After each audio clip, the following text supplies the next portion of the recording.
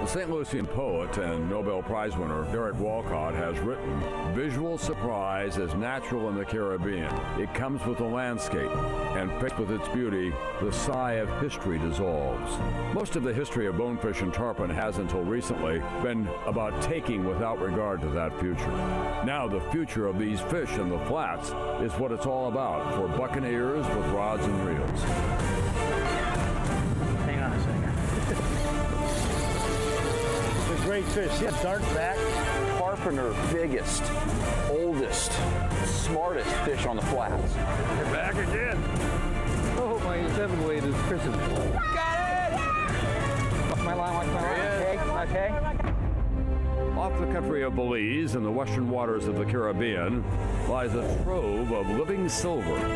Silver that slashes and leaps at the end of an angler's line. These are the tales of a band of those anglers joined together on a quest for silver, a quest for adventure on the flats and the open seas, and a chance to learn about and give back to this wild treasure. These are the tales of buccaneers and boats.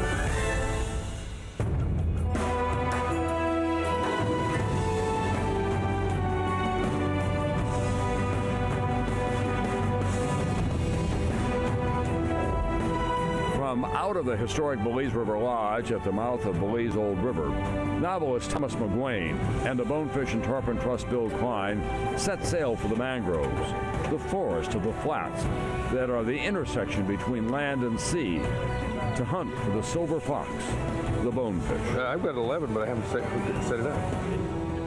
Yeah, Michael has. Oh, dear. Do you want to get your 12, or do you want me to get my 11? No, we're going to get 12. Okay. Anytime you go to a new place, it takes you a while to get kind of dialed in about what to do. So I bet we'll have a good day today. I'm expecting it. If you've never fished before, come down, the guys can teach you. If you have fished before, come down, the guys will challenge you. And no matter what happens, you can come down and the fish will always take you on and teach you something new. No matter how many years you fish for, they're going to show you something new every time. That's a good opportunity right there if you can get in front of it. And he's really getting in a good position. He looks like he's there. Ooh, brilliant. That's it. You deserve a fish there. I think that was a bigger fish. Yeah, I knew he was back there. And then I think he saw us as soon as he started coming out. You want to change flies? Huh? I don't know. What do you think? Well, it wouldn't seems hurt. to work. They're not taking it. We're here to fish, and we're here to confirm our belief that as players in this particular ecosystem, we could be part of the solution. There's a couple of larger ones in there. There we go. He's fighting hard. Tell him, baby. It's a great fish. See that dark back? I mean, they just blend in so well down there. When you hold them up and see all that chrome. As recreational anglers, the way we behave in this system, the way we handle fish, the values that we try to italicize by our attitudes as conservationist anglers, The other way. we hope to kind of popularize that way of going at it. This is a good place for us to shoot off our mouths and hope we convert somebody. Okay, Pedro, tag away, buddy. Belize was the first country to recognize the importance of these fish. The ministers got together and decided that bonefish, tarpon, and permit are catch and release fish only, which again adds to that whole sustainability going into the future. Very good job. There you go. See that? Good When you guys are playing, I'm watching. Oh. Good to have good eyes. On the other side of the Caribbean from Belize, out of the Ocean Reef Club in the Florida Keys, Dr. Aaron Adams, marine biologist and director of operations for the Bonefish and Tarpon Trust, and Lorianne Murphy, co-founder of Real Women Fly Fishing Adventures and fishing director of El Pescador Lodge, are hoping to land a tarpon big enough to carry a satellite tag to aid the trust in its vital research. Oh, there's one rolled 200 feet out, 12 o'clock to the left. Lead fish right up here. Yep. So there they are, right there. You're up there on the bow. You see those fish coming. You can see them coming for a ways. So the nerves start to get a little bit rattled. You have to make the perfect cast. You might blow it, you might not. He turned. You looked, pick it up and get it in front of them again. When you see the fish, especially these migrating fish, you can't cast 2 feet to either side. You have to put it right in their line of travel. They kind of looked. I'm always afraid to hit the lead fish. Well, when you only have 2 fish, you don't have too many options. People, they like the bite because they see everything up close. It's a big fish coming at you. It opens up that bucket-type mouth and inhales the fly, and everyone sees it going on. I think if tarpon fishing was really easy, I wouldn't have the same amount of passion that I have for it. I see these creatures in the water and they just thrill me to no end. 12 o'clock or so, 100 yards out. I'll put it in there. I will. Hold on. What's going to happen? Most opportunity for a good hook set is an eat and the fish turns away. Short. No, you got some coming. They might come to it. Come some. Turned on it. In the waters of the Keys, it's a tarpon eat tarpon world. These 2 big silver-armored fish would rather club each other over a fly than let the other one get away with it. What happened? I mean, he goes to eat it. The other one ran into him. The other one hit him. There was he got T-boned by his buddy.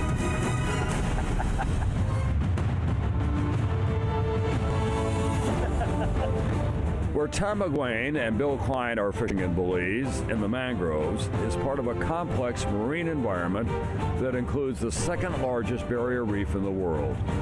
The reef is known to be home to at least 500 species of fish and nearly 100 species of hard and soft corals.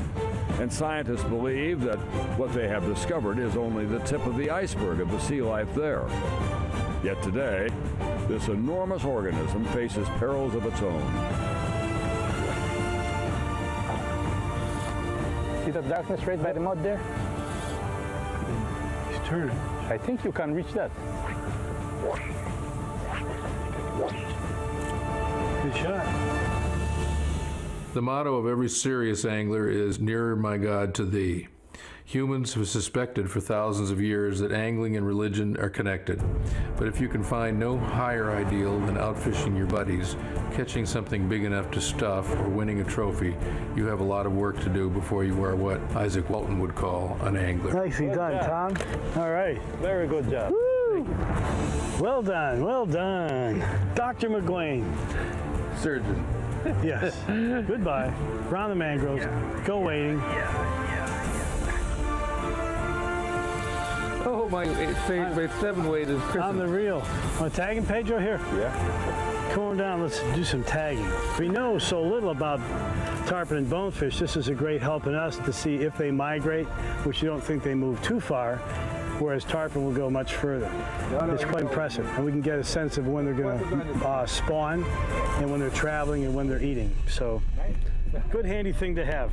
One is tempted to think of bonefish as among the wildest of creatures, if a sensory apparatus calculated to separate them continually from man's presence qualifies them as wild. Yet, when the serious angler insinuates himself into the luminous, subaqueous universe of the bonefish and catches one without benefit of accident, he has in effect visited another world, one whose precise cycles and conditions appear so serene that the addled 20th century angler begins to be consoled for all he has done to afford the trip in the first place. In his imagination, he is emphatic about emptiness, space, and silence. He is searching less for recreation than for a kind of stillness. Maybe just maybe if he's not doing anything, a faster strip. Just going to say that. 'Cause when you picked it up, the fly's moving faster, and that caught his attention. In the Florida Keys, Dr. Aaron Adams and Lori-Ann Murphy continue to fish for tarpon. As part of the ongoing research of the Bonefish and Tarpon Trust, the hope is to land a tarpon big enough to carry a satellite tag to help solve the mystery of tarpon migration patterns in the Caribbean. Lay it on the left-hand side of him. Oh, sorry. That's all right. Oh! I was looking at the other. No, you're upset. I was looking at the other tarpon. She didn't see the fish that actually went for the fly. There was a second one behind it. But we've all done that, where we lift up on the rod before you're tight on the fish. There you go.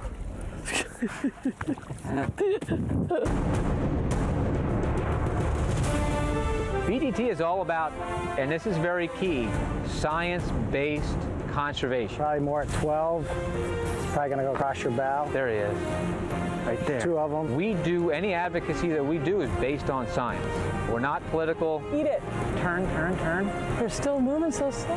We're not even bipartisan. We're apolitical. We're all about getting information and putting information into the decision-making process. Left your rod tip, straight ahead. The days when you could pick up your rods, go out for a day of fishing, come home, and forget about it are gone.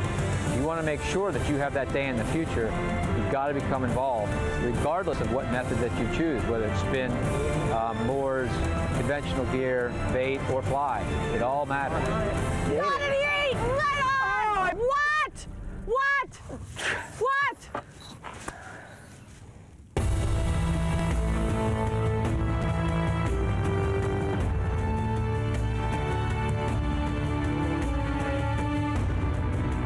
Also, fishing are a living legend and a dedicated scientist. The scientist is Dr. Jerry Ault, professor of marine biology and fisheries at the University of Miami. He's one of the world's foremost researchers on bonefish and tarpon, and a board member of the Bonefish and Tarpon Trust as well. The tag has a tether device that connects the tag to the dart. The dart we've put on a salve and ointment to clear up any bacterial material that may be along the shaft of the tag stick, and then this tungsten steel dart that I put tetracycline on to prevent infection when we actually input the tag. The tag is going to measure water temperature, light level, salinity, and depth, and this is set to pop off in late October. Living legends can be an overused term, but there's no more apt one for Stuart Apt. A Pan Am pilot after World War II, Apt was able to fish the world. In time, he focused on the Florida Keys, becoming one of the foremost bonefish and tarpon guides. He has landed sailfish and tarpon, pushing 150 pounds on fly tackle. He once hooked, fought, and landed a 1,000-pound black marlin in 18 minutes. He has been called, for good reason, the world's best all-around angler. I'm 80 years old. I'm past 80, and I'm out there doing it. And you should be out there doing it too, because it is fun to do, and it's also very healthy to do it. And it's good for your soul, your head, and your body. Giant tarpon wait to be found and hooked, landed, and tagged to research the secrets of migration.